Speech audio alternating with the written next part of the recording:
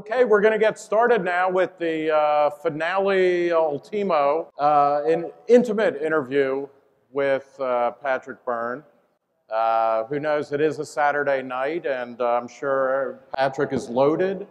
I know all of you are, so why don't we'll start talking. And I guess, Patrick, my first question, I think you spoke eloquently and, inarguably about the way, not only the need for school choice, but the way to get it done.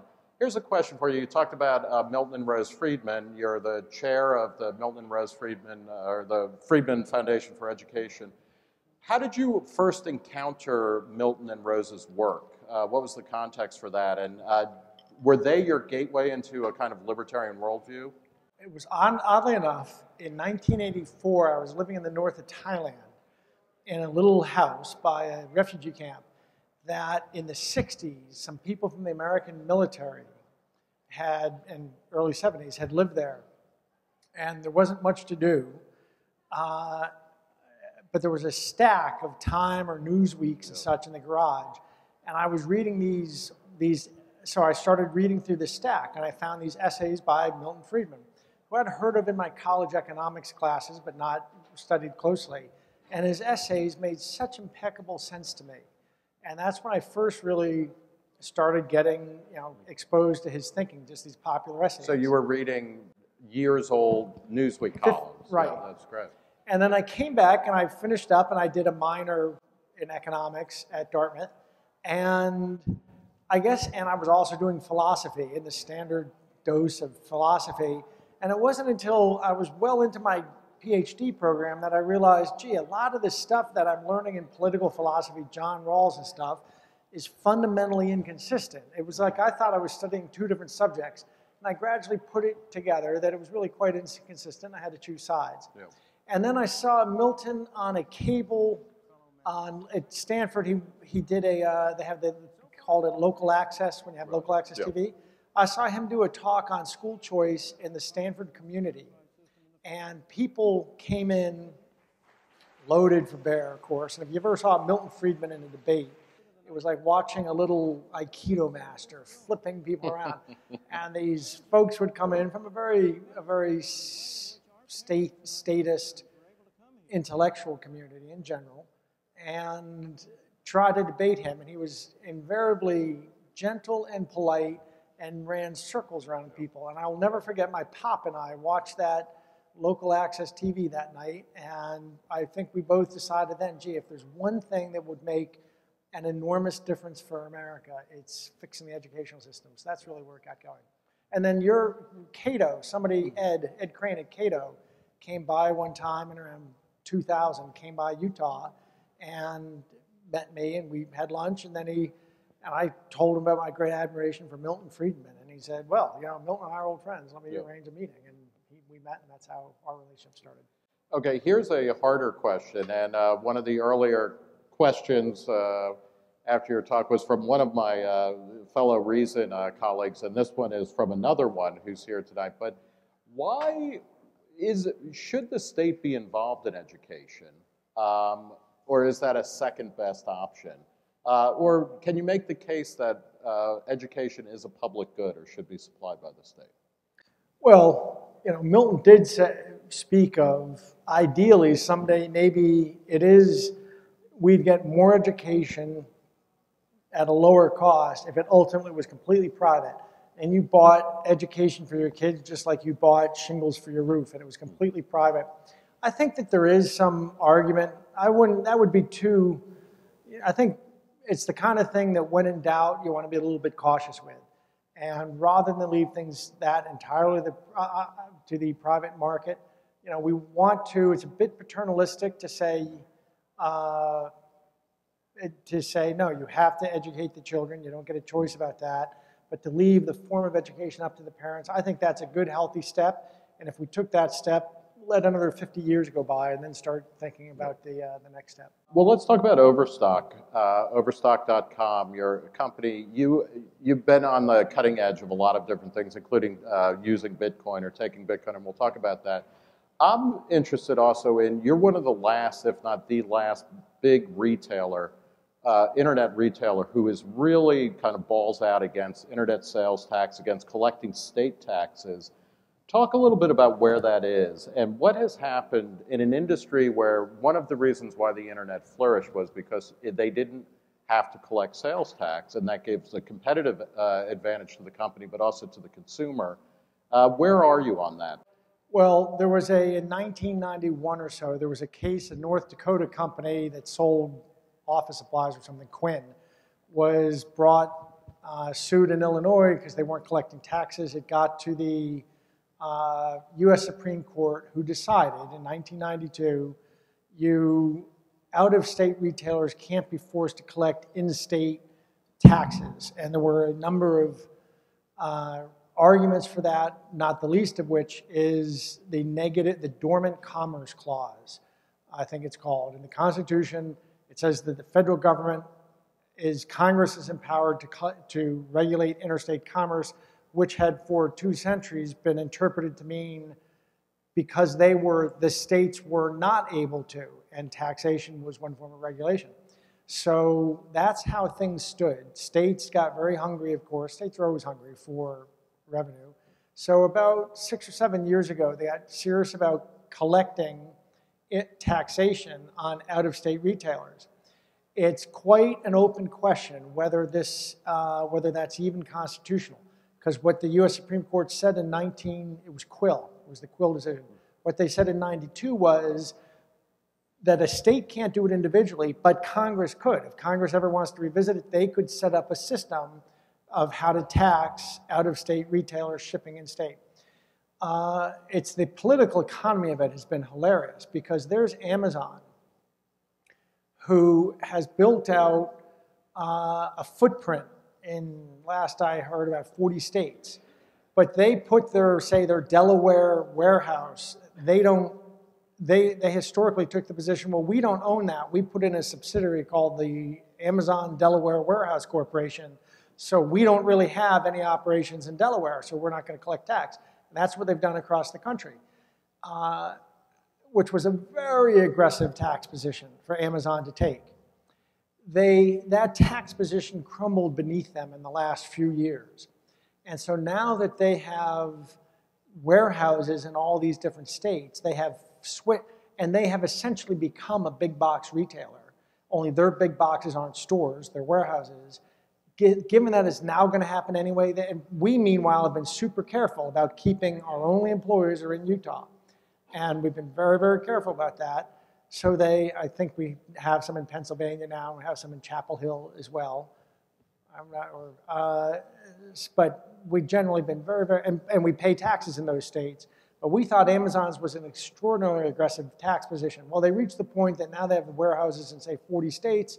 That's kind of a laughable position. So they've switched sides, but they're switching sides. It's really just to try to say, well, since we're going to have to pay tax, we want Overstock and eBay to have to pay tax too. The states have gotten around the Quill decision by saying, well, if you have a marketing relationship with what's called an affiliate marker online, that counts as having an operation in our state, so you have to collect. Now you have physical nexus. And so this is any time a blogger is an Overstock affiliate where they get a percentage of sales through their site, that means you're in that state. And so, correct. And so every time a state passes those laws, we cut off, we fire. There's thousands of people around the country who make their living with these affiliate marketing programs.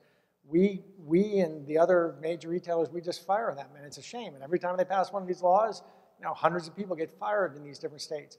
Colorado passed a law a couple of years ago that so it's at a constitutional level, it's quite questionable.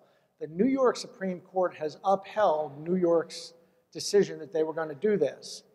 But of course, we ended by just ending our relationships with the people in their states who do that. And by the way, it's kind of specious because if somebody said, if we take out an ad in the LA Times, does that mean we have physical nexus in California?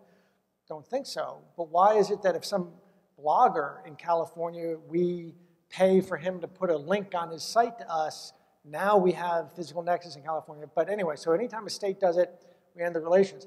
Colorado passed an interesting version of this called a notice, where they said we had to notify any Colorado consumer who buys from us, that once a year we have to tell them, hey, by the way, you Colorado consumer, you owe your state X amount of tax that you were supposed to pay, but that you're supposed to have paid because you bought from us.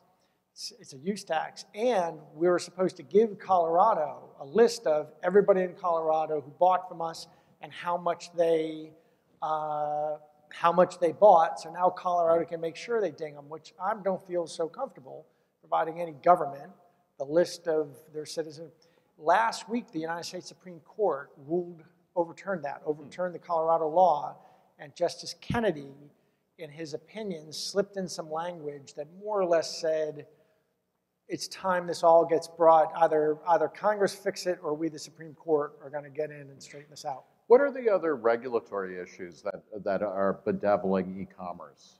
Net neutrality, which we were just talking about.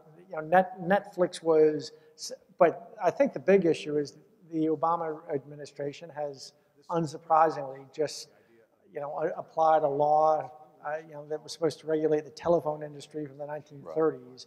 And so now the federal government's going to regulate. So last week the FCC ruled to classify internet service providers under Title II, which is, or as a telecommunication service, which is the laws that date back to the 30s that allowed for and created the Bell telephone monopoly, essentially. Right. And the Obama administration was very aggressive in the FCC is supposed to be an independent agency, but the Obama administration laid out exactly what they wanted to happen, and the chairman, who had been against Title II, suddenly saw the light and flipped that way. So how will, well, let's talk a little bit about Overstock and your streaming services that you're talking about, and then how, why aren't you in favor of net neutrality? Because it seems like all of the, everybody who has a big internet presence, they want net neutrality. But talk about the streaming first, and then we'll talk about net neutrality. Well, we announced a couple months ago down in Miami, there's a conference every year of all the people who produce content, television shows and movies, but especially television, and all the people who buy television shows, i.e. the networks and so on and so forth, meet once a year in Miami at a conference called NATPE, the North American Television Production Executive, something or other. And they meet and handle and swindle each other and so forth. Great conference, a lot of fun, a lot of great people. The entertainment industry is new and foreign to me, but they're fun people to work with. And what's happened is a lot of companies sprung up, got funding, and created very interesting technology, but they're being shunted out by the big three, by Amazon, Apple, and Google Android. And so there are these wonderful technologies, but they can't get any traffic to their sites. And what we're finding is ways to integrate with them. So we'll have a content tab, I hope, sometime this summer, knock on wood, that says that we'll have TV shows and movies and books and music.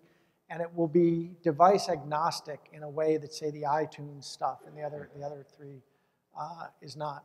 So that's our deal. But for us, why don't you explain net neutrality to people?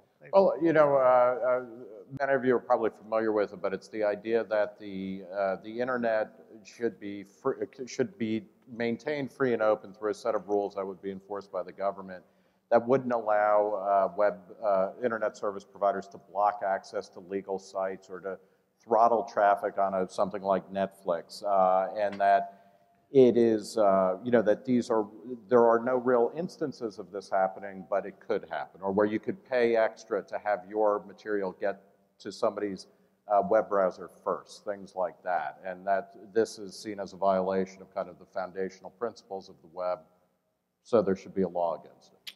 Yeah, and I just don't share that intuition.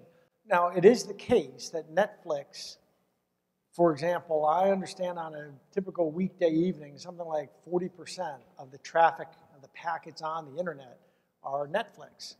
So arguably, if you're one of the internet service providers, what do you want to do? There's basically two ways to ration a scarce good, either by making people wait or making people pay. And the natural order of things, allegedly, would be the ISPs would start saying, you know what, Netflix, we're going to charge you a little bit more to to carry your packets because we have these finite, pipes, and we got to do something to throttle you. And then that cost, Netflix would have to pass on, or it would eat into their profit margins and so forth. So that's what the gods of economics want to see happen. But that differential pricing, net neutrality, says you can't do that, ISP. Well, I think that if you enable them to do it, you ought to enable them to do it, and you know what? Other technology, there would be innovation and other. Earlier you were talking when we were talking about streaming and whatnot. That this, the fact that you're ready to go with a platform of streaming, it really undermines, or it's an example of where monopolies really crumble almost as soon as somebody seems to have market dominance. Talk a little bit about that principle, and also why it seems kind of obvious that monopolies don't last very long if they start stiffing their customers or if they can't be enforced by the government. So why are we constantly motivated to pass laws to prevent monopolies that only exist because of laws? I think it's, well, and you're right, a lot of the monopolistic practices exist because somebody gets big enough that they're able to buy their own regulators to help protect their monopoly. And so the government has a very mixed record in terms of whether they actually break monopolies or encourage monopolies. Let me give you an example. When I was a kid, I'm trying to find a way to sit that this doesn't frighten me. When I was a kid, there was a fight going on with IBM because between the Justice Department and IBM, it went on for 18 years because the Justice Department had decided that IBM had, by the mid-70s, they decided IBM had a lock on the computer industry. No one was ever going to be able to innovate in the computer industry because IBM had this lock. And of course, IBM made this wonderful decision, facetious. In 1984, IBM did this deal with Microsoft when they introduced the new PC in Microsoft. Everyone knows the story of DOS and QDOS and such. And IBM owned 35% of Microsoft as part of that deal. And then when Microsoft went public in around 86 or 87, some genius at IBM decided they were going to sell all their shares into the IPO. Why? Because they wanted to stay in that business of screwing the boards together, and they thought that's where the real money was going to be. They don't want to be in this icky software business. So IBM became, so they sold their third stake in Microsoft. So then, and of course that turned out, it turns out all this soldering of the motherboards to the frame and stuff, you do that in Malaysia at $2 an hour, and that wasn't a good business decision of the executive at IBM. But that icky software business turned out to have a pretty good run. Microsoft, so then eventually the Justice Department dropped the case against IBM, in the 90s went after Microsoft to say, well, clearly Microsoft has a lock on the computer business, and no one's ever going to be able to touch Microsoft. It's got a stranglehold. It's invented. Well, Microsoft missed one turn. They missed search. And a couple guys, grad students at Stanford, figured out how to search, and thus came Google. And so now some people think that Google, or certainly a few years ago, people were saying, well, Google has this unbelievable lock. No one's ever going to be able to dislodge Google. One of the weird things about antitrust actions, too, is that, all of the laws are written where it's supposed to be about the consumer. Like, does this help or hurt the consumer? But it always ends up being what company has market share, and it's always kind of a fight among companies. How do we, what's an educational process so that people understand kind of that, like empires, companies rise and fall. IBM had a great 70-year run or 100-year run. GM, same thing. Ford. What do we do to get people to start understanding that market forces actually are the greatest enemy of monopoly? They're not the conduit of it. Something that I'm thinking of is George Orwell wrote an essay, I think it was called Notes on Burnham, about a guy named James Burnham. And I'm not familiar with his work, but he was an intellectual of whom Orwell wrote a story during World War II. And it was about how you could sort of pick whatever the direction of things was at that time. Burnham would write saying, well, this is going to go on forever this way. Then history would take a turn this way. When we first started losing the war, evidently Burnham was writing, well, it's obvious Europe's going to fall and everything's going to go this way. And then when it goes, it's this. And at every turn, So Orwell thought that there was a natural tendency for intellectuals to take whatever's happening in the moment and project it out indefinitely into the future because it makes them feel better that they spotted a trend faster than their buddies or something. And I think that's part of what's going on. Remember that the legal profession is filled with intellectual-like people, and they just think that they don't really seem to have it in their fingertips. I've got a lot of friends in the legal profession, and they have a complete lack of feeling in their fingertips about the way these things work. And they're more like biological processes to me. And dynamics create counter dynamics, and they don't have any sense of that. So I don't know how you get people to step better. There's a Epstein, Richard Epstein, Yep. You've interviewed, haven't you? Yeah, Richard Epstein, the great libertarian legal thinker who has changed the way that takings are considered by the Supreme Court. That was a great. In fact, that was Yeah. a seminal lecture in my life, seeing his lecture at Stanford on takings. He's done a lot in the law and economics movement to sort of critique the standard classical theory that underlies the government's belief about the need for them to fight monopolies. But I look at just this example I gave you of how IBM was on a good run, so the government assumed, oh my gosh, that's going to go on forever. Then they get totally disrupted by Microsoft, and then the government goes after them. Well, clearly, that's no one's ever. Then Google totally breaks the back of Microsoft because of search. And then I'm surprised the government hasn't gone after Google hard. Well, in Europe they have. Yeah, They've gone after Google. But already there's, Google.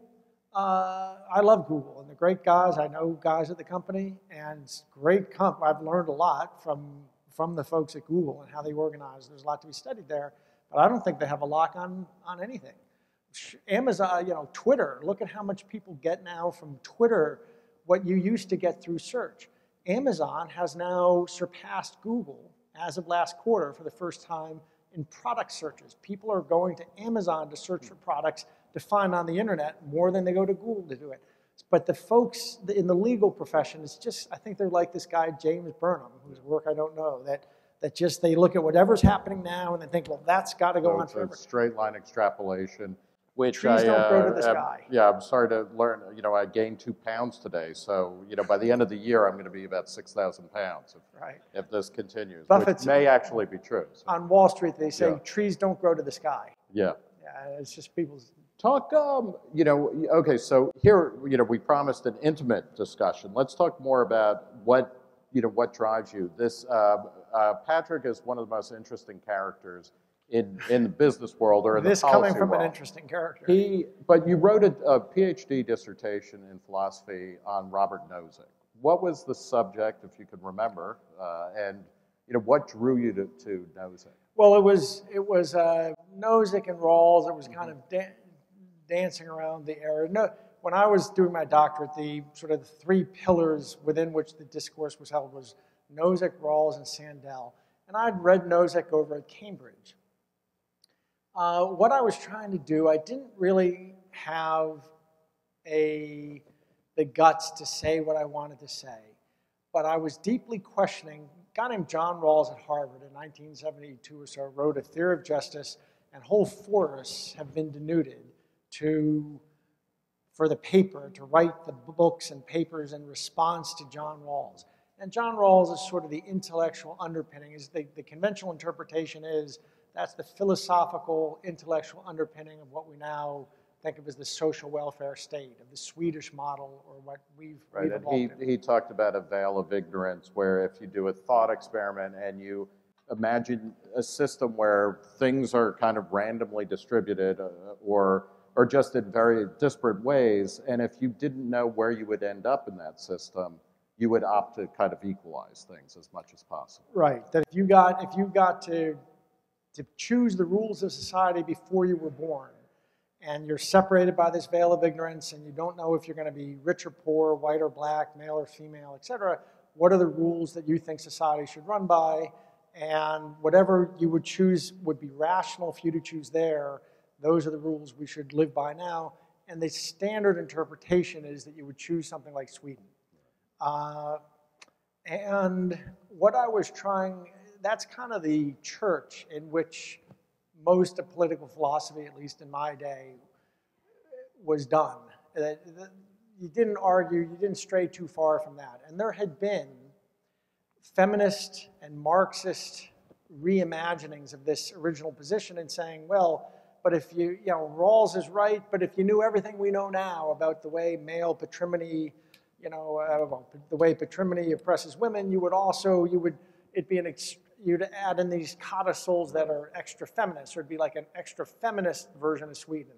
And Marxists say, well, if you understood everything that we scientific Marxists have come to understand about society, you would go even further because you've got to do things to disrupt instruments of oppression and this and that. And so it's like I had learned two different things. I was studying all this philosophy, but I was also studying all this economics and development economics and other economics. And so I said, well, let's think of it the same way. Suppose we get to run that original position, but with a knowledge of economics that is kind of absent, that is absent in Rawls's book. What you would end up with is not a Swedish model, but I don't think you can really get much beyond Nozick.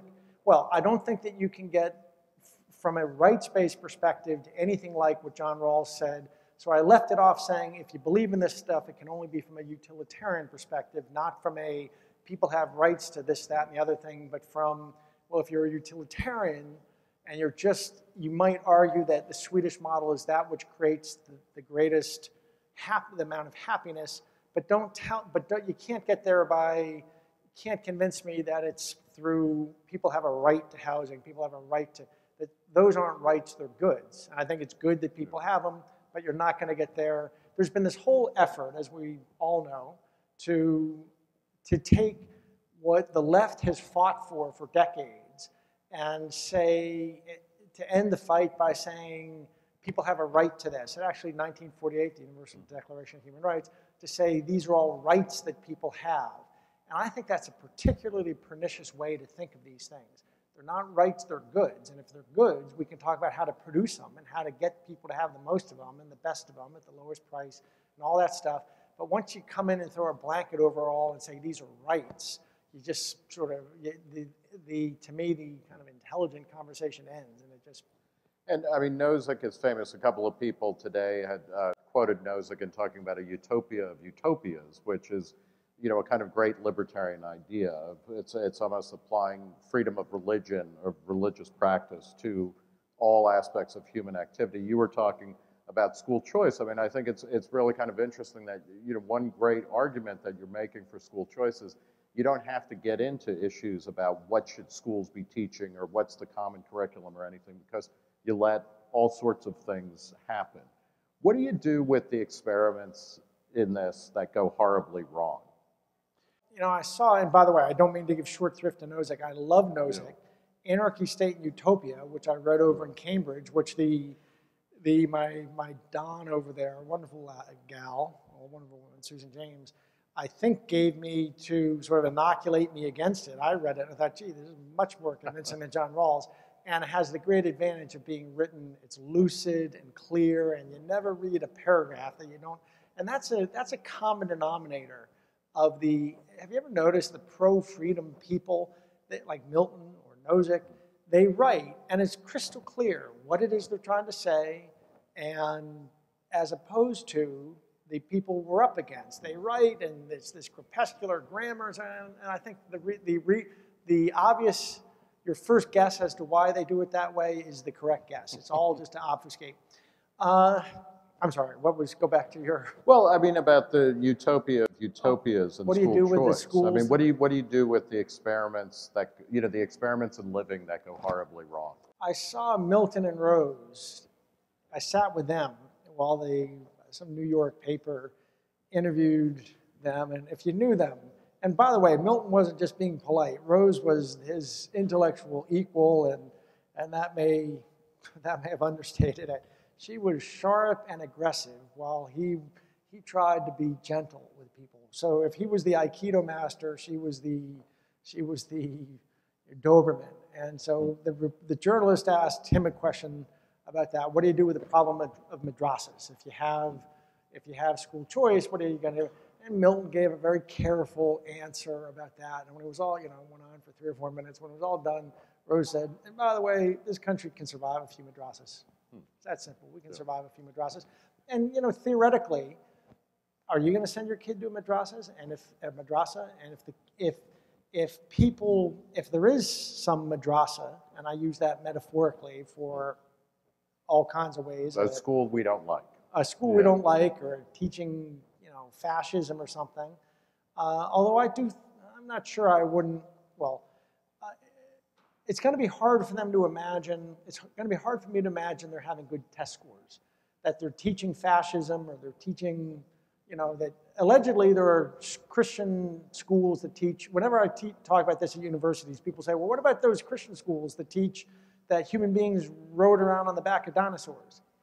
What do you do about them? Well, I'm not actually sure there are such schools, because I've looked for that example and I can't find. I hear a lot of people asking that question and writing about their schools. I can't find the actual schools.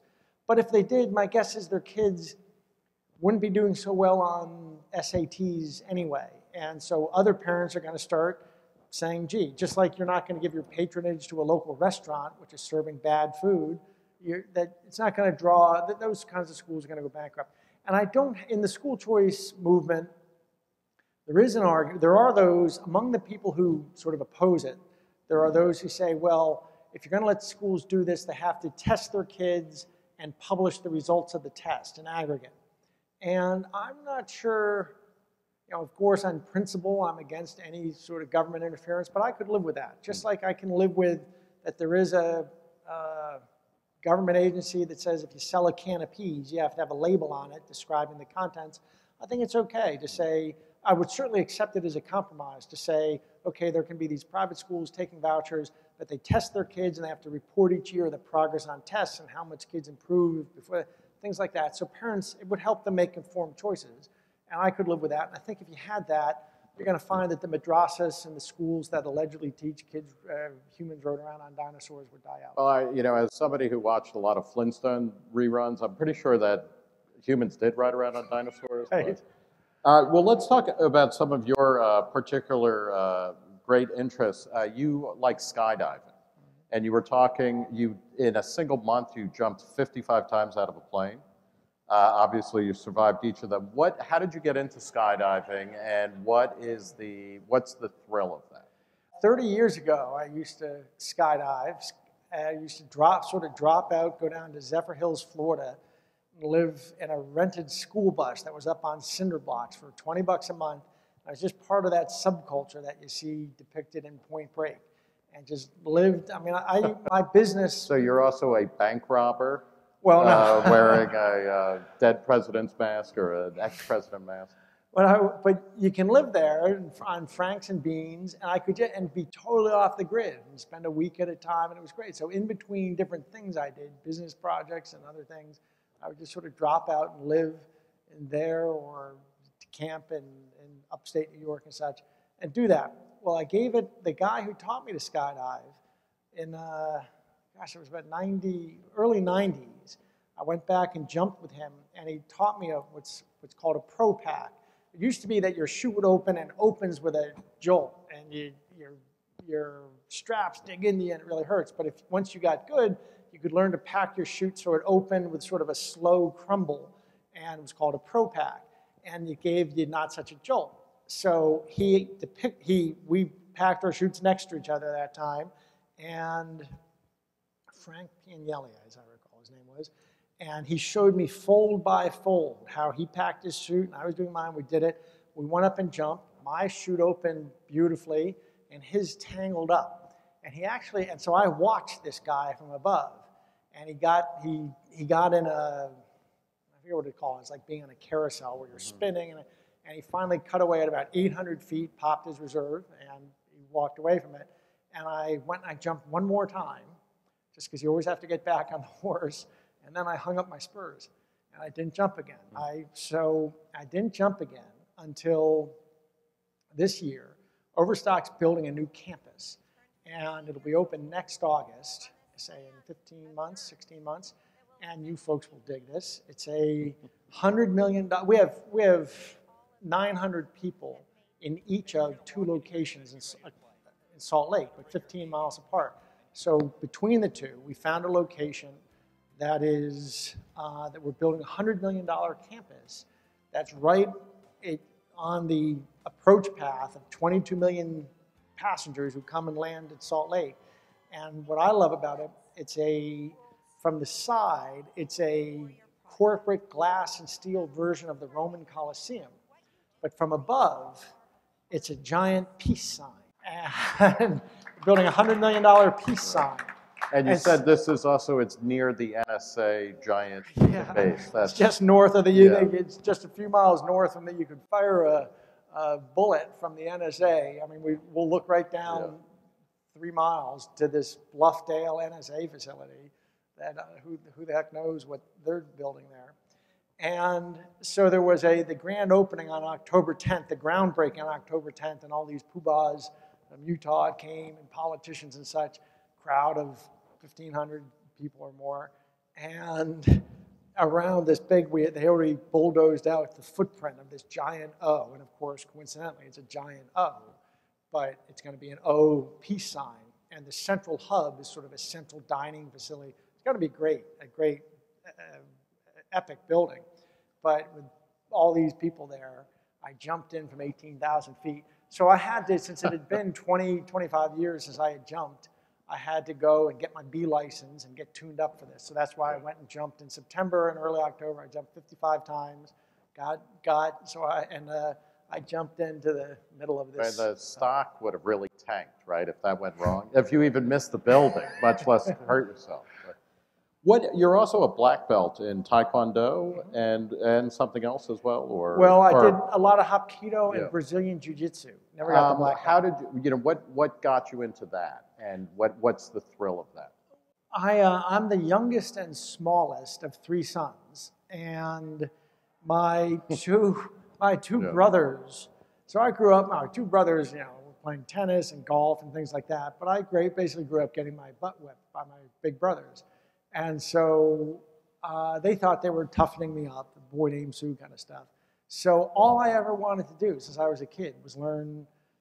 My sports were wrestling, boxing, karate. Wherever we lived, those are the only sports, and they come very natural to me, to be honest. I don't know why. Everything else feels learned, but I can close my eyes and just wrestle forever. I just love wrestling, grappling, and so forth. And then this funny thing happened in about 19. You want me to tell you a funny story? Yes. Am mind if I tell a little digression here?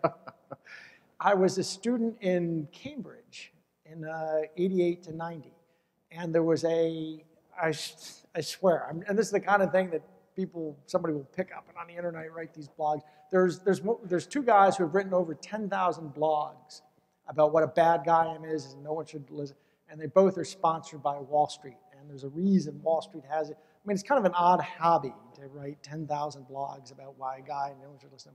But so one of them will be writing about this, I'm sure.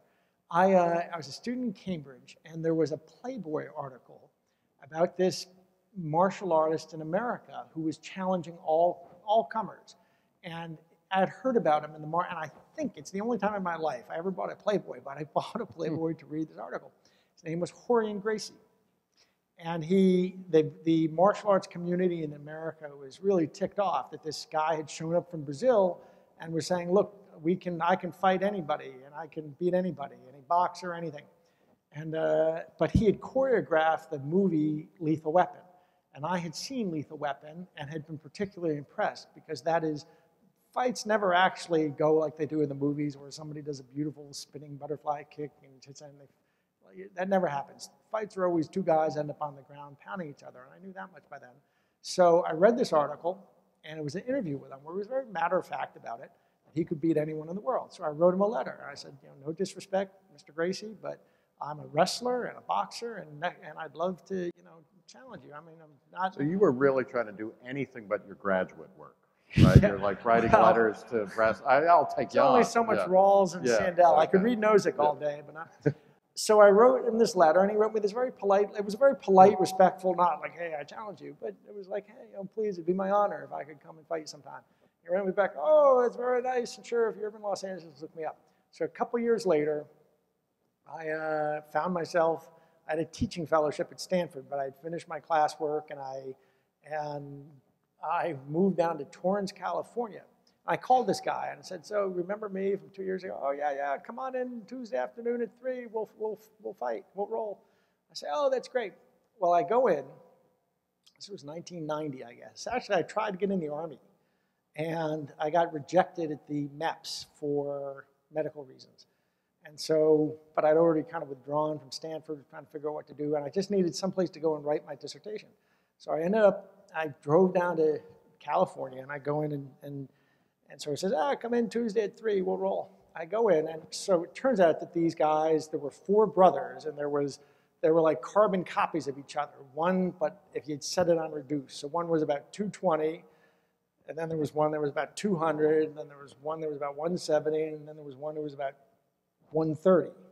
Their names were Hickson Gracie, Horian Gracie, Hoist Gracie, and Hoyler Gracie.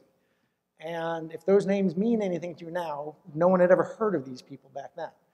And I go in, and just the little 130-pound guy was there. And at the time, I was bigger than I was like, I have 230, solid as heck. And so I had 100 pounds on this guy. And I go in, and the guy says, oh, yeah, the little 130-pound guy's there. He says, oh, yeah, my brother told me you'd be coming in. He said we were to go in and roll. I said, I don't mean any disrespect, but Hoyler, but I think I've got 100 pounds on you. I don't want to hurt you or anything. And he said, oh, that's funny. Yeah, we go in, you try not to hurt me. We go in, and there's like this padded room with wrestling mats on the walls. I'd never seen a dojo like this.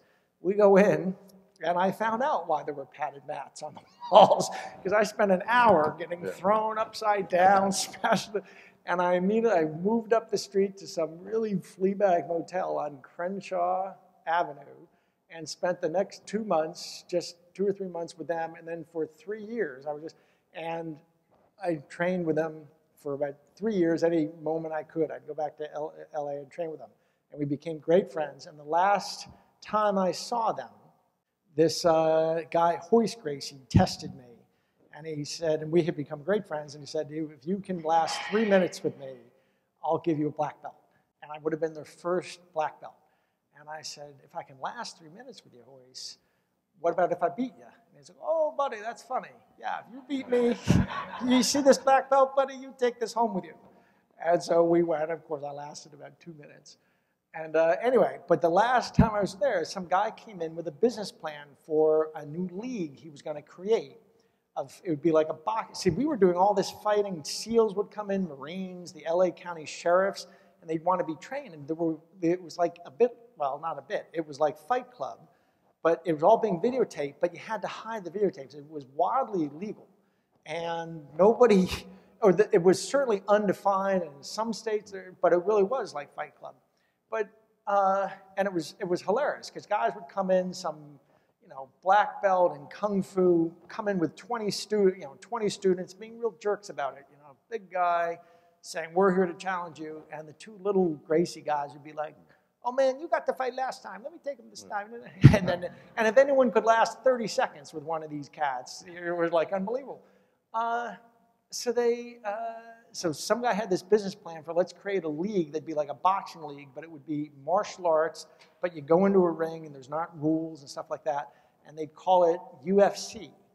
And I read this and I said, gee, this looks like a pretty good idea, Warren. Yeah. And of course, USC went on, has become this big. And I understand these guys, I don't follow it, but I understand Hoist Gracie has become this sort of mythical figure in Warren. Yeah, mixed martial arts and UFC is like replacing boxing, really, as like the premier fight sport. Right. So, to switch gears a little bit, though, you're also a Buddhist. Right? So you're a warrior, you're a Buddhist, you're a skydiver, you're a businessman. I know I'm in love. I don't know about the rest of you. But so what is the appeal of Buddhism, and how did you get into that? Well, I grew up a devout Catholic. I was an altar boy and all that stuff.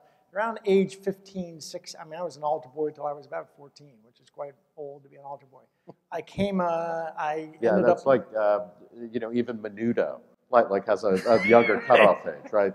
I was kind of I became convinced when I was about 8 years old that I was the reincarnation of a Shaolin monk.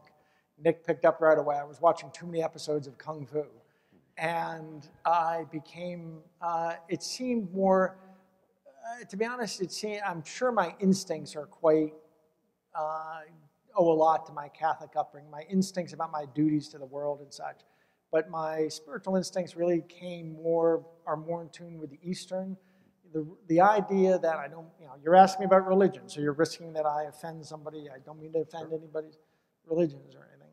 But the Western dualist view that you're here and God's there, and if you follow these rules, you might get to go there and meet him and stuff, that just doesn't strike any chord with me.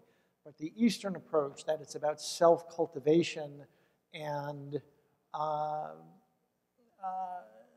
that's the spiritual path that appealed to me more and seemed more natural to me.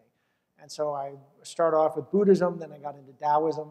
And those of you who know your Eastern history know that Buddhism mixed with the outer trappings of Buddhism were brought over from India, and they mixed with this philosophy of Taoism, who may have been the first libertarian. You ever read, the Tao Te Ching, the ruler who does the least is the best ruler and all that stuff. And they mixed, and they formed a religion called Chan. And Chan, in Chinese, got taken to Japan, where Chan is pronounced Zen. So Zen, the real philosophical core of Zen is Taoism, and then the outer form is Buddhism. And so that's just the tradition that my sense of how the world works comes from that. My sense of what my duties are in the world probably owes more to that Catholic upbringing. And you talk a little bit about your relationship with Warren Buffett. He, how did he kind of form your business sense, or also a sense of duty to the world? And I know at Reason we beat up on Warren Buffett. He at various times is pushing for certain things, certain government policies that will help his businesses and whatnot. But talk a little bit about what he taught you. Well, Buffett's friend once said to me, Patrick, most people go through life trying to win, the lottery once, and you won 2 lotteries the day you were born. You got your father, who was the Connecticut State Lottery, and you got your mother, who was the Irish Sweepstakes, and that fellow was correct. My father was an Air Force ROTC guy that sort of he was an actuary, and he moved around, and he got passed over for a job at the Travelers, and he was real ticked off. At Travelers Insurance? Okay. And he quit, and I was about 14 years old. So my family lived the Horatio Alger dream. I mean, we started off, my parents were just poor grad students, but by the time I was 14, or by the time I was 10 or 11, my pop was an insurance executive, and he got passed over for a job when I was 13, I guess, and he got offered taking a company. He left Travelers. He got offered taking a company through bankruptcy, this little broken Southern insurance company that had gone from $60 a share to $1 a share, and he was hired to take it through bankruptcy. And it was called Geico. And we moved down to Maryland, and he was there about a month before he figured out there was a way to save this company. And he needed to recapitalize it and such. And he started, and it was about a month into it, and we had never had a new car in our family's history. We had not had a new car, but we had put our order in for the first new car, a station wagon. My father got a call one day saying there's some guy in Nebraska who's buying up stock in the company and wants to meet you. So that guy flew in, and my father went down to meet him, and they sat up all night talking. And this story is recounted in a lot of different books and such, and Buffett has told the story. And in the morning, they sat talking to Dawn, and in the morning, Buffett went out and sank half his net worth into Geico at a couple of dollars a share.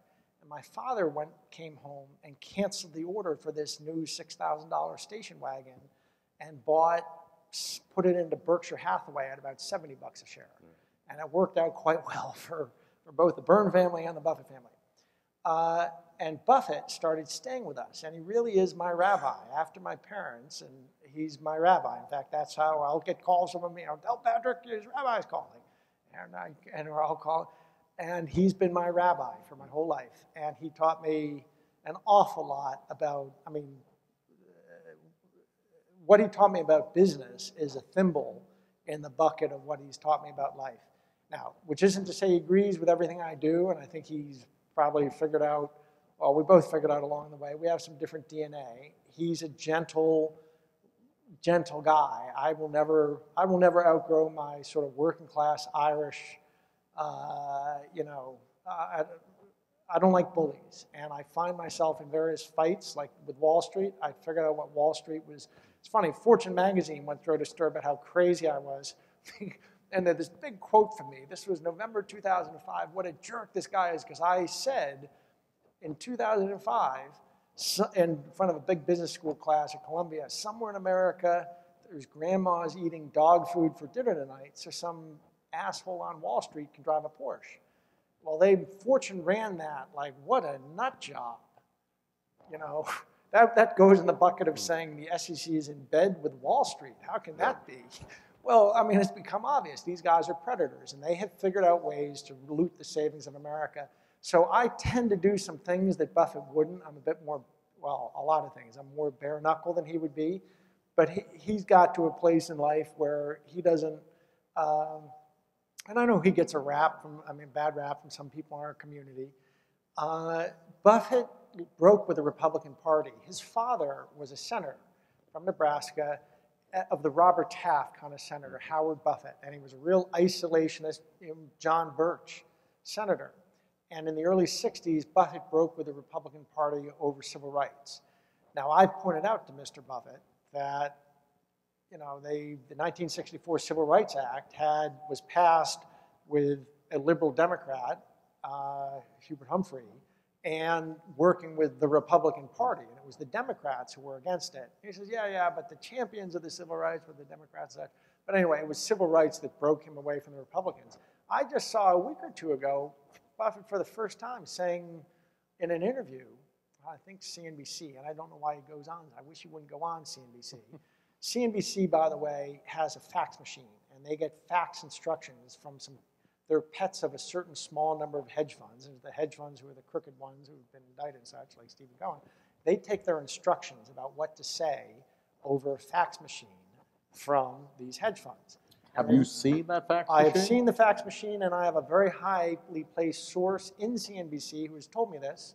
And as a journalist, I can't reveal who it is, but well, you can. Well, I won't. Magicians don't tell their tricks, but journalists tell everything. But yeah, they do. You can't. But it reminds me of Buffett says, if you ever sit down at a poker table, and in 15 minutes you haven't figured out who the pigeon is, you're the pigeon. Well, if you're getting your information from CNBC, you're just getting information that hedge funds have told them to push out there so they can then, so they're trading ahead of it. It's a big, Jim Cramer's a crook. He's part of, my base, anyway, I digress. Anyone here see that Comedy Central takedown of Jim Cramer when Jon Stewart did that thing? I supplied them that video, and Jim Cramer knows it. I've been banned for life on CNBC. In fact, I used to go on all the time, but I was banned for life. I wrote an article about Jim Cramer once. I have a site called Deep Capture, which is all about Wall Street and my investigations into Wall Street. And I have a bunch of professional journalists and hackers and people like that who work. And we were it won all these awards in 2008. It's like the best investigative journalism in America on business, the best blog on business, all kinds of stuff. But I wrote a long story on Jim Cramer explaining both that he's a crook and his ties to organized crime.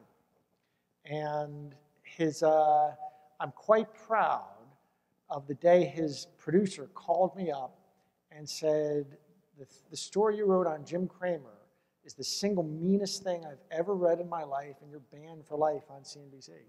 And it's funny, because about a year ago, Becky Quick and those other guys on television challenged me. Oh, we want Patrick Byrne on to come on this. And within an hour, I accept. Anytime, anywhere, I'll come on. It's live show only. Come on. And they won't even respond. And I ran into Becky Quick recently. They will not have me on CNBC, although I'm on Fox. So is it safe to say that CNBC won't be on the content tab on Overstock.com? No, that is safe to say. Okay. Well, why don't we open it up for a couple of questions from the audience if people have a question for Patrick. It's kind of late. So I know it's still early in the game for your plans, but I did read that you had plans for blockchain technology and trying to use it to do stock market-like things with the blockchain. And I wonder if you had any comments on it, or if it's too early to comment on maybe even just the ideas, because I don't know if you'd even be developing an alpha at this point, but it's mainly about how to do it and your ideas on that. Yeah, that'd be great. And also talk a little bit about why, I mean, Overstock was a real early adopter of Bitcoin. What's the appeal of that and of blockchain technology? Well, the great appeal, and I heard Jeffrey talking about the change, the big change that's coming. I don't know if he's going to be talking about it tomorrow. I don't know if it's the same thing. For 5,000 to 6,000 years of human history, we've always faced a choice. We can have peer-to-peer exchange, or peer-to-peer exchange, but then trust becomes a factor. I'm trading you a camel for this gold coin, but how do I know you haven't debased the gold coin? Or we can have a centralized institution where we all don't have to trust each other, but each of us just has to trust it, and we have centralized institutions that we trust. Well, and that's always been the fundamental choice we make in how society gets organized. And of course, agorians, I suppose some of us are called, think that actually the peer-to-peer is a better way to go. And the real problem with centralized institutions is they get captured. And so an example of a centralized institution is on the Oasis, whoever can, or in the town or the empire, who has the monopoly on the police power, can say, you know what, I'll have a business model that says, we'll put out a gold coin, we'll stamp some guy's face on it, and anybody who debases it or cheats it, we'll kill him. That's just a business model. That's a way of monetizing their monopoly on the police power. It's a way of extracting their rent. So that's always the fundamental choice in organizational design of society. For the first time, 6,000 years of human history, we can have peer-to-peer exchange where trust is not a problem anymore. And it's through the technology that underlies Bitcoin. It's called the blockchain. That's the great innovation.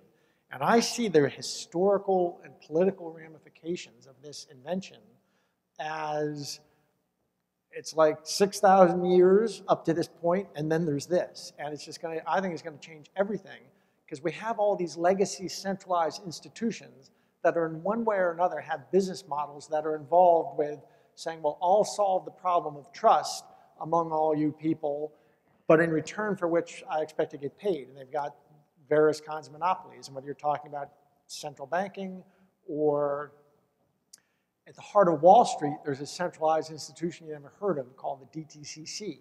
And it's the central clearing and settlement system of Wall Street. And what I got tuned into about 10 years ago was they had figured out ways organized crime has infiltrated the settlement system. And by the way, this isn't, I mean, you can go and look up the godfather of Russian organized crime is a guy named Semyon Mogilevich. You know, he's into slavery and gun running and all the worst things in the world. But the thing that actually got him on the FBI most wanted list was his involvement in a market rigging scheme in a Philadelphia company called YBM Magnix. Look up Operation Uptick, the largest FBI sweep of the mafia in US history. They rounded up 120 mafiosi in one day, all scattered around Wall Street. For some reason, it still doesn't click for people. Organized crime has infiltrated Wall Street. If you've seen the movie Wolf of Wall Street, there's a dimension of that left out. That's called a boiler room, what the guy was running Wolf of Wall Street. Every boiler room in the world is organized crime. Organized, the Gambinos and the Genoveses figured this out in the 90s, and organized crime deeply has infiltrated Wall Street. And the Genoveses brought Russian organized crime into the United States. They sponsored it like you might sponsor a family from Laos. They brought the Russian OC in 2009, Admiral Dennis Blair, the head of the Director of National Intelligence, said his greatest fear was there seemed to be all these signs that organized crime has infiltrated the financial system. So can I ask just, and you're saying it's in the settlement? Well, I mean, in a boiler room, so there's kind of like pump and dump schemes where they're building up stocks and then selling them before they crash at a peak. But then you're also saying in the clearinghouse of Wall Street at the end of the day when they're settling trades, what is going on? Like what are they rigging, or how are they? It gets very technical. and I've spoken a lot about this. You can look on YouTube, look up my name and transnational organized crime. It's clear to me from reading the government cases, they understand pieces, but they didn't put all the pieces together. They've not put all the pieces together. But basically, think of it this way. We laugh at the Soviet Union for trying to run a society without property rights. But who here owns any stock in any publicly traded company? Raise your hand. Everyone with your hand up is wrong. None of you own any stock. All the stock in America is owned by a company you've never heard of called CD Incorporation. You're going to have to stop me if I back up too much. This system was invented in 1973. Until 1973, there were guys running around Wall Street with sacks, they were called runners, with sacks of stock, and they ran among the brokerage houses. Okay, you had a client that sold 1,000, they did this. They got behind starting in about 1968, created something called the paperwork crisis, a Wall Street paperwork crisis. Got so by the early 70s, Wall Street was only open 4 days a week and 5 hours a day or something, because the guys on the bicycles couldn't keep up with the volume. So the SEC and the industry got together and created a new system, which said, okay, all the stock is going to get moved into this corporation you've never heard of, call it the DTCC. And all that's going to trade are entitlements, share IOUs, and IOUs against that stock. So there's about 400 brokers who have, and if you read your brokerage statement carefully, you'll discover this. That fine print that nobody reads, it's in there. And then there's another few thousand brokerages who have relations with those 400. So if you think you own stock, if you're in one of those brokerages, what you really have is a contractual right to your broker, who has a contractual right to another broker, who has a contractual right to the DTCC, who has a contractual right against this company called CD, who actually has the property rights. And my theory that I started putting together 10 or 11 years ago was these daisy chains of property rights, these daisy chains of contractual rights, turn out to have much more slop in them than you would ever imagine. The slop was designed into the system such that it wouldn't vapor lock. There were allowed to be loopholes. There were allowed to be different, so it wouldn't vapor lock if there's a mistake. What happened was the bad guys, and by the late 90s, organized crime, figured out how to use that slop to manipulate the market, to manipulate prices, to rig markets. And just to give you an idea, one of those loopholes, the option market maker exemption, and what these mean technically, you can go on Deep Capture and learn about this and so forth. It's called the Madoff exemption, because a guy named Byrne Madoff, when he was the chairman of the SEC, chairman of NASDAQ, went and got the SEC to put one of these loopholes in there that turns out to be big enough. So what started happening by about 15 years ago, and it's incontrovertible, was that slop let people start selling, let the system start selling. If you have an account with, let's say, Merrill Lynch, and you think you have 100 shares of something in it, it may be that they have 100 shares and they're telling 5 different people you own it, that each of them, they're saying you own it. So this problem underlies so many of the scandals that you've heard about in the last 6 years. It happened in the stock market, where it's called naked short selling. But philosophically, the same problem was a big part of the mortgage-backed security crisis.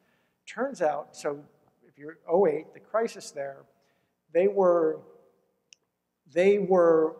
sell a mortgage-backed security, which just means they take 1,000 mortgages and stuff it into one, like a sausage, stuff it into a sausage and sell that mortgage-backed security.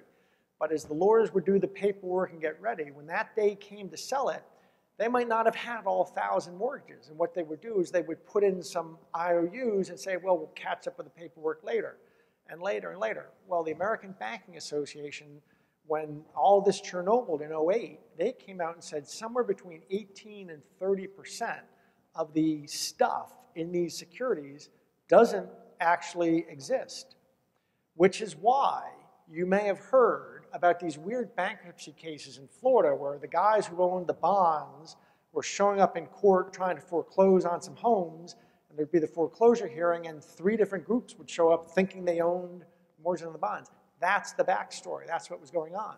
It went on, if you remember, what was the MF Global, MF Finance, the brokers that melted down, and $2 billion of securities had been hypothecated and rehypothecated to London because of this tax arbitrage scheme, and no one could tell anymore who really owned it. US Treasury instruments are rehypothecated on average 3 times, which means for every actual US Treasury bond, there's 3 to 4 insurance companies and pension funds who think they own it. On most days, none of this makes a difference. But when the system comes under stress, it's going to make a big difference. So this is like the plot of the Mel Brooks movie, The Producers, where they've oversold the production, and it's good as long as the production, you don't actually have to pay off. You're not just another pretty face, Gillespie. I like just what it is. I'm not even that, but well, here, and maybe we'll end on this note.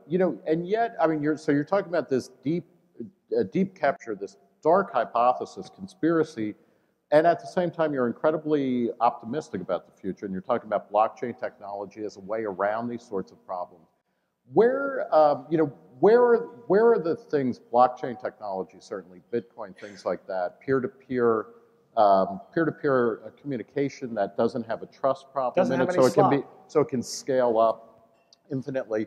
What are the other places that you're optimistic about? You've had serious health issues. Is medical care, are we about to take off in the same way that blockchain technology is? That, are we, I guess, are we at a positive and optimistic vision of the singularity or something? Do you see unfettered progress, or are we on the precipice? Well, and just on the healthcare, I'll give you an example, or I'll give you some stats. I've had cancer 3 times. I've had 8 heart surgeries, 29 general surgeries, 106 times put to sleep, and last Tuesday they stopped my heart for the 51st time. So I've had about 150, 60 times looking for the light. I won't tell you if I saw a light, but I'll tell you I was looking for the light. And I think that healthcare, there are areas it's going to take off if the FDA gets out of the way, and I think 3D printing is, there's going to be a point not too many years where they can 3D print you a new knee, and maybe be 3D printing you individualized molecules and drugs. And just tying back to the blockchain, the reason I'm such a proponent of the blockchain is it takes all this slop out of these settlement systems. That's on the economic, on the financial problem. And on the medical, I think if the FDA would get out of the way, and you probably need a way to, how do you deal with a snake oil salesman? But I'm not sure the FDA has, especially given other means to accomplish the same things that the FDA tries to do, whether they're actually saving more people than they're killing at this point. And I think the big innovations are going to come. 3D printing is huge. They're really within years of being able to print individualized molecules, drugs, take a PET scan or a CAT scan of your hip and 3D print you an individual hip to build it back into you and such. So it's remarkable, but my guess is the FDA is at this point probably being counterproductive. All right, well, okay, we've got one more question. Okay, this is it, so make it a good one. The men's room, I just want to tell you, is that way, if that's what you're asking, but okay, lay it on us, Mr. Thank you. So a lot of us struggle with the contrasting impulses to sort of be practical in our lives and stick to ideology. You're doing both in a way. You've got a large and successful company, and you're making certain decisions that could be difficult or put you in at some risk, but still hew closer to our ideology. So I just wonder if you could share your thoughts about when's the time to just be practical and go out there and be a success and make money and work on yourself, and versus the times to stick your neck out there and make a stand. It's a great question, too, and you know, particularly among millennials. And I think, you know, we're basically the same age, and I know it sounds like your father, obviously, or your parents worked well. I mean, and successfully. I come from on my Irish side as well as my Italian side on my mother's. I mean, work was drudgery. I mean, you went through it so you had some money to spend on stuff you liked. Among millennials, it seems that there is a rebirth of the idea that your work should be expressive of who you are and of your values and of the world you want to live in. And you really are, I think Mike was right. I mean, you're embodying that. So talk a bit about, like, is that an inborn thing? How do we cultivate that? And how do you make that, how do you make sure that you don't go too far off in one direction, either where you're just being pragmatic or you're being ideological? Well, it's funny. Buffett would say, I'm probably the last guy in the world you should ask that, because Buffett picks his fights. I don't pick my fights. I fight anyone who wants to fight. Hedge fund, broker, if they're crooks, I just fight them. Teachers union, and it's just my instinct, and he's probably right. It's kind of a defect in my genes, but I get in every fight somebody wants to pick with me, and that's the Irish Well, maybe guy. a 3D printer, they'll be able to fix that gene in a couple of years. Right. Yeah. First of all, when you get out of college, everyone gets out of college or business school wanting to start their own company. You probably don't want to. You want to go, there's a good 5 to 10 year apprenticeship where you have to learn, if you're talking about business, you go learn on somebody else's nickel. It's probably a mistake to get out of school and jump in right away. Learn on someone else's nickel. Also, you probably want to try to put away $10,000 to $20,000, $25,000 before you get married, because it's very difficult to start saving once you get married. But if you can put aside a nest egg, and this is just, I hear the advice Buffett give young folks, get the nest egg put aside before you get married. Because then when you get married, you live off that income, and you can turn this $20,000, $30,000 savings is what you use to turn into a fortune, if that's what you're after. But I've also heard I've heard a lot of advice from him over the years on this stuff. In terms of sticking your neck out, when you have Buffett says, think of life this way, that you're standing at the plate and somebody's throwing you pitches. And it's a very special baseball game. Best piece of advice he ever gave me. You're standing at the plate, somebody's throwing pitches, and there is no umpire calling balls or strikes. You can stand there for years with a bat on your shoulder. You have to have a temperament that lets you, now there's still a crowd behind you saying, swing you bum, swing you bum. You got to be able to ignore that. And if you do, and a lot of people go through life sort of trying to bunt at every third pitch. But instead, you need to have a temperament that says, I'm just going to stand here with a bat on my shoulders for years if I have to.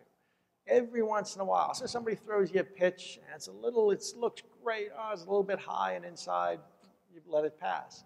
Somebody throws you a pitch, it's a little bit low.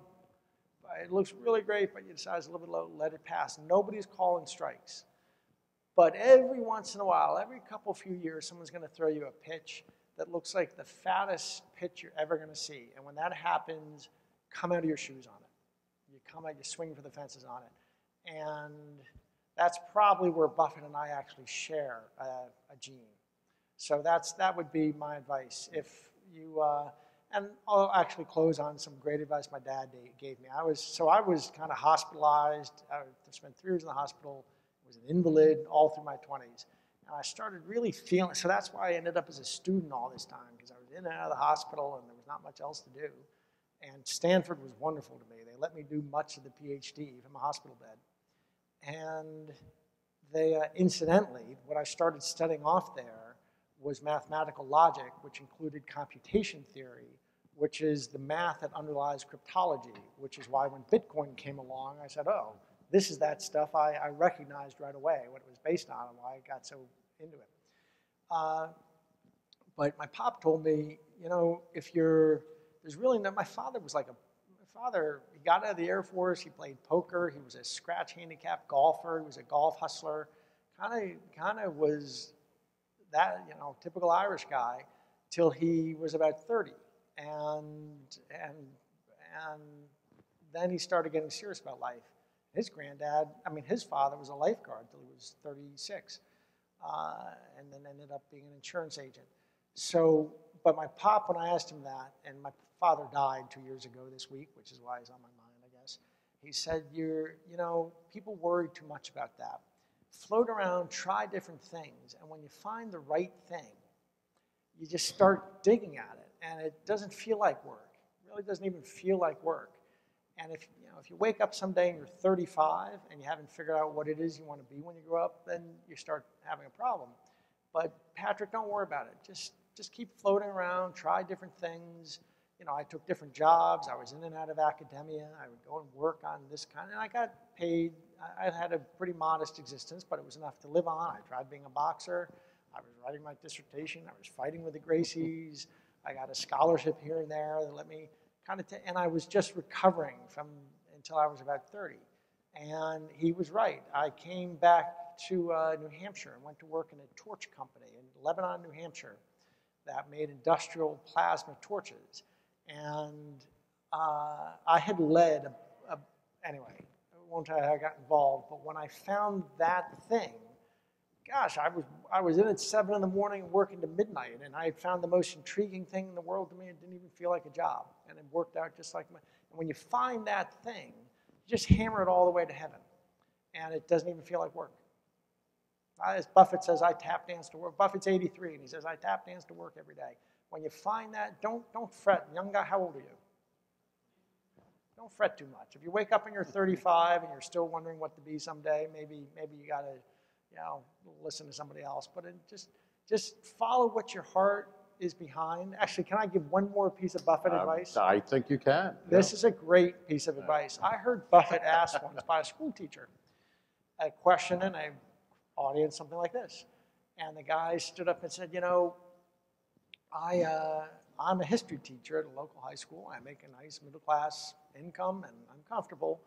But all the folks I went to college with, they went on to law school, and now they're out there, and they're making, you know, they're lawyers, and they're this and that. They're making 4 times what I make. And Buffett said, you know, and the guy said, I'm thinking of leaving being a high school history teacher to go do this other stuff. And Buffett said, let me tell you about my life. I wake up in the morning, I have my, you know, frosted flare. He doesn't even eat anything that healthy. He eats like, you know, the craziest sugary stuff. And he says, you know, you have yours. They taste the same to each other. I read the paper. You read your paper. They read the same. You put on your clothes. I put on my clothes from JCPenney. Yours probably fit better than mine do.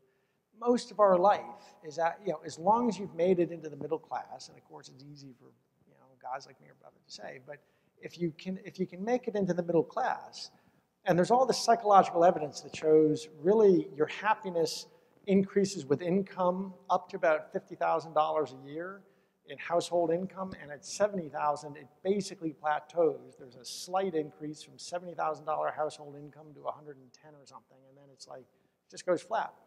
And he said, you know, so we do all these things, and 85% of our lives we experience the same way. There's one thing, I travel a lot better than you do. Other than that, so why would you give up something you love doing, like being a high school history teacher, in order to do some crappy job being a corporate lawyer that you're gonna, you know, smell like BO and eat stale ham sandwiches, and you're gonna hate your life, trying to improve that little 15%. It actually doesn't, you know, scientifically, by the data, people don't get happier past about a $70,000 household income. So you want to pursue what actually you dig rather than trying to run that number up. Well, thank you so much, Patrick, for your time and your insights. This has been great, really wonderful. And I love, you know, with the batting cage, I mean, the batting thing, I mean, that's like Zen in the art of the batting practice. Or something. Right. I mean, it's really a wonderful way to think about things. So on behalf of Liberty Forum, thank you so much. And thank you to all of you for listening. Thank you, Nick.